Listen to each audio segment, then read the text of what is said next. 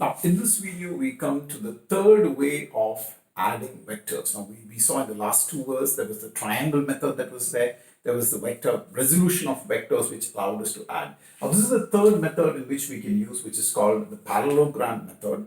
We can use it both geometrically and as a magnitude, right? So here we have two vectors. This is vector A and vector B, and they make an angle theta to each other. Now we need to find the resultant, which is the addition or the sum of the two vectors A and B. So what we can do in parallelogram method, we make A and B the two adjacent sides of a parallelogram, right? Here you see A, B, we complete the parallelogram, right? We geometrically, we draw it, we complete the parallelogram, and when we connect the diagonal from this end of where, the A and B starts to the opposite end, when we draw the diagonal, that diagonal will represent the resultant, or it will be the addition. This R will be equal to A plus B. Now, the interesting thing about the parallelogram method is if we don't want to do it geometrically, we can actually do it using equations, using magnitudes. And parallelogram actually helps us do that. And let's see how it really helps us do that, okay? So we know A, we know B, and we know theta. We know three quantities here. We know this theta is the angle between vector A and vector B. We can now complete this parallelogram, or rather we can extend this parallelogram here and make it a triangle, a right angle triangle.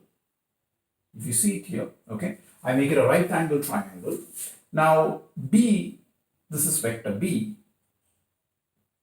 and this will be theta, right? This is the angle theta between A and B. This is the same angle theta which will be there. I extend it. So this part will be, let's say this part of the triangle, if we take this triangle, will be B sine theta. Okay. And this extension of the parallelogram will be B cos theta. Right. This part is B cos theta. This part is B sine theta. Now, if you look at this, this is a right angled triangle, and this is the resultant, right? Or the resultant is the hypotenuse. So again, Pythagoras theorem, you have the magnitude of r square will be the magnitude of this side, that is A plus B cos theta square, plus the magnitude of this, it's B sine theta. Okay. You get A squared plus B squared cos square theta. When we combine these two, you're going to get A square plus B square, that will be cos square theta plus sine square theta, plus from here you will get 2AB cos theta, or in other words, this will be equal to A squared plus sine square theta plus cos square theta is 1, therefore B squared plus 2AB cos theta. Okay. So r square is equal to A square plus B square plus 2AB cos theta. Now, or in other words, I can write, let me take it up here, r is equal to root of A squared.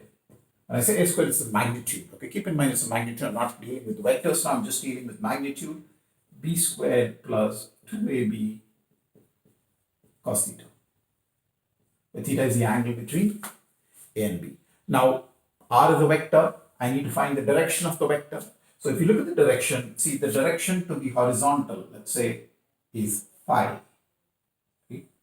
The direction of resultant with respect to the horizontal is phi. How would I get it? Again, this is a right triangle, and we can say tan phi is equal to B sine theta by A plus B cos theta. Okay. In this way, phi will be equal to tan inverse of this value. Hence, using the parallelogram, we can either geometrically draw it, or using the magnitudes and the angle between A and B, we can actually find the resultant. I mean, mathematically, we can find the resultant and the angle in which, or the direction of resultant. So that with that we complete the methods of addition which of a vector.